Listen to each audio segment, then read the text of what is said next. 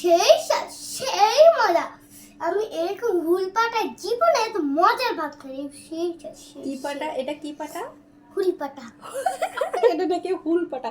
শিল পাটাকে সে হুল পাটা বলেছে। সেই মজা, সেই। হ্যালো এভরিওয়ান, লিমাস কিচেন ড্রিম পেজে সবাইকে ওয়েলকাম করতেছি। দূরে এবং কাছে যে যেখানে আছেন সবাইকে আসসালামু আলাইকুম। কেমন আছেন সবাই? আশা করি ভালোই আছেন। একদম শিলপাটায় বেটে এরকম একটা মজাদার ভর্তা তৈরি করে কখনো কেউ কি শিলপাটায় এইভাবে ভাত নিয়ে খেয়েছেন?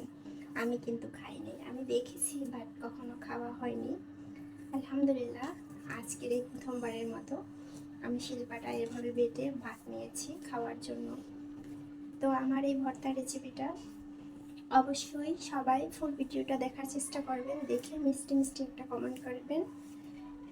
তাহলে চলেন ভর্তার রেসিপিটা দেখে আসবেন। এটা হচ্ছে চিংড়ি মাছের খোসা বলি বা ঝোগা বলি আমাদের আঞ্চলিক ভাষায় যেটা বলে, এটাকে আর কি একটু হালকা হলুদ লবণ তেল দিয়ে একটু ভালো করে ভেজে নিয়েছি। এটা হচ্ছে পটলটাও একদম ছোলা সহকারে এই যে কেটে এরকম পাতলা পাতলা করে তারপরে হলুদ লবণ মরিচের গুঁড়া দিয়ে মাছের মতো করে এটাকে ভাজি করেছি। আর এটা হচ্ছে ইন্ডিয়ান গোটা রসুন, আর পেঁয়াজগুলো এভাবে ফালি ফালি করে কেটে এটাও ভেজে নিয়েছি। এটা 3টা পেঁয়াজ নিয়েছি আমি, আর গোটা একটি রসুন, 6টা কাঁচামরিচ, 4টা শুকনো মরিচ। এখন এটাকে আমি পাটায় পিষে নেব। সেই মজার এই ভর্তাটা। শিলপাটার ব্যবহার আমরা তো একদমই ছেড়ে দিয়েছি, কোনো রকমে অভ্যাস রাখি নাই। এই জন্যই আমাদের বেশি এখন মানুষ রোগে আক্রান্ত হয়ে যাচ্ছে, কারণ আমরা যে ব্যায়াম করি হাতের ব্যায়াম, এই ধরনের কাজ করলে প্রতিনিয়ত আমাদের হাতের ব্যায়াম হয়ে যেত।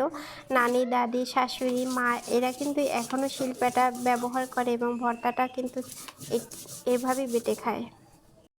অভ্যাস কি? যেহেতু শিলপাটা এভাবে বাটার অভ্যাস নাই তাই পারতেছি না, সবসময় ব্লান্ডারই করি। আমি দ্বিতীয়বারের মতো আবারও চেষ্টা করতেছি, কারণ একদমই মনে হচ্ছে যে পারতেছি না, হাত ব্যথা হয়ে যাচ্ছে এই অবস্থা।